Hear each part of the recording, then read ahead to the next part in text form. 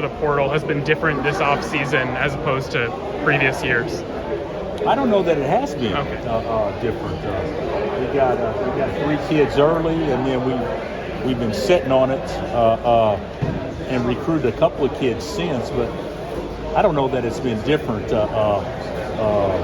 We know what we need, and we're still actively recruiting a couple of kids, which are still some opportunities available for us to do so, primarily internationally. So I just feel like with the international kids, it's been a little bit slower in developing because I think there's still some options that they have to decide on, and they're given more time to decide what they want to do, more so than what the American kids have. Obviously, I know you have a long time before the season, but when the season starts, do you expect everybody to be healthy? How are those guys looking? Well, yeah, I mean, I hope everybody's healthy. I don't have a crystal ball, but the kids that have been nicked up, Elmarco and Bryson, Elmarco's 100%, and Bryson has been cleared to resume basketball activity, but probably won't be 100% full speed until close to July 1. But yeah, we should be good to go with everybody.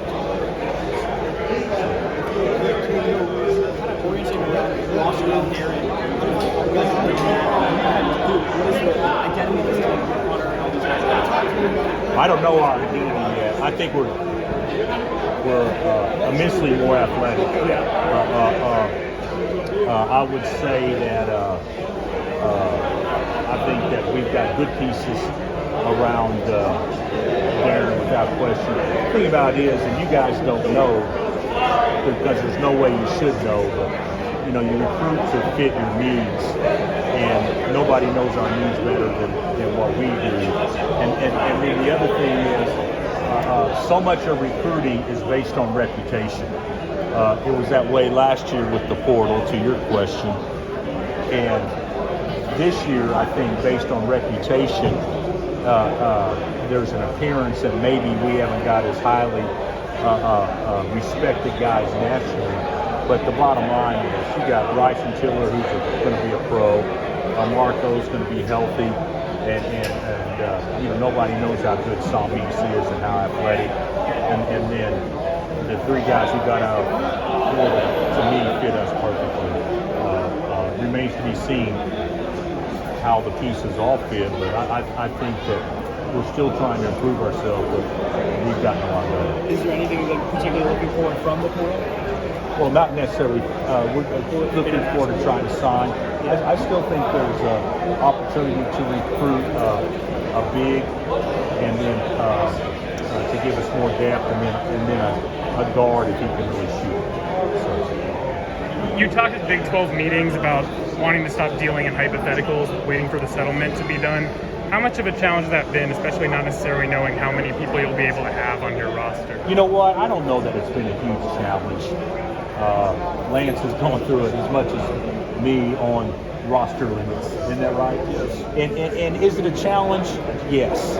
What's, to me, the biggest faux pas of the whole thing is how a youngster that has been in your program could be asked to leave your program because of roster limits and if they're not grandfathered in. I don't know if Lance feels the same way. So as far as putting your best team together, I don't know that that's the issue. What the issue is doing what's right as a program and a university, and from a rule standpoint that doesn't push kids out that have done absolutely nothing wrong other than want to be at your university. Coach, what does life without Devin Neal look like for you guys? Well, it's going to be a challenge. We feel that we have good depth. I mean, Daniel Highshaw's waited patiently, and I think he's ready to have a big year for us. He's a powerful back. Before the hip injury a few years back, he was playing every bit as good as Devin. Nothing against Devin, but we lose Devin's leadership, his maturity, what he gave our community. But between Daniel and Sean Williams, we feel we're going to have nice depth there and a nice 1-2 punch. And Coach, you've had Devin, you've had Darren come in for a long time. What's it like to have him on campus? Just to see him every day? Well, when you say see him every day, they've been here since Saturday. So I have seen him the last 3 days. You're right. So, it's great. It's not very often you have a chance to coach a generational type talent, and he is that. So I'm excited about it. But what impresses me as much about him as anything is that he wants to be a player, and he'll be your hardest worker, and all the things that go along to what a leader should look like. Are there any players back from last season's team that have made things stress to you from this point last year? Well, yeah, all four of them. Our last year's team, we got 4 back, and 3 of them didn't play. So Marco's healthy, but he's not 100% as far as rhythm. But he'll make a big jump. Bryson's not doing anything yet, and Jamari, to me, has made huge improvements. And the one that probably needs to take the biggest step is Floyd.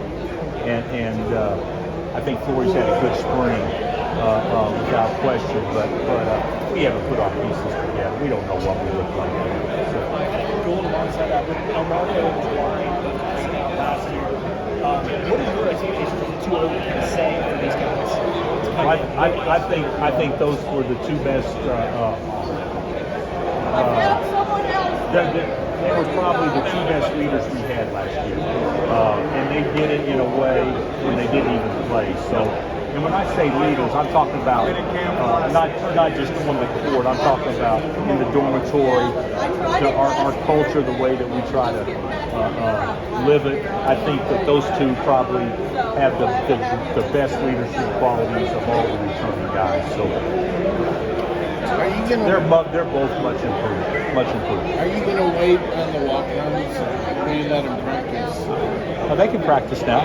But you don't know if you have room for them. We don't have to decide on our roster until after school starts in the fall. So yeah, they're going to practice in the summer. Yeah, they're part of us until we know exactly what's going on. But I'm hopeful that the rule will be such where they can all still be a part of us. How's KJ doing? He went home, and he's not coming back until next week. He's doing fine. I think he's in a boot and has like 1 or 2 more weeks in a boot. But the doctors say he's progressing great, But it's still going to be a year before he's able to do too much. Will you be around the team this coming year? Yeah, we're going to hire him in some capacity. KJ's going to be part of our staff next year. So in whatever capacity that is, I don't know from a title standpoint yet, but whatever it is to allow him to stick around and be at practice every day and also work on rebound. The opportunity to bring in Jock and his NBA experience, but also knowing what it's like to be at KU, how much of an asset can that be to your staff? Well, I think Jock's a huge asset. I think he'll be a great hire.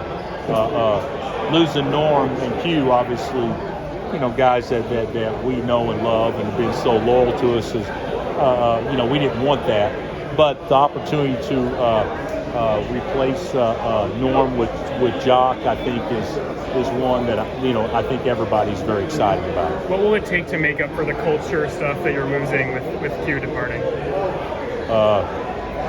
Every coach on the staff has a responsibility, and just because one person is in charge of receivers, that doesn't mean you don't replace that person and be able to replace that same responsibility. So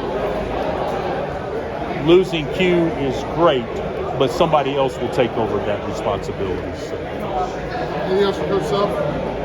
I shouldn't say losing Q is great. Losing Q is a loss, but somebody else will take over that responsibility.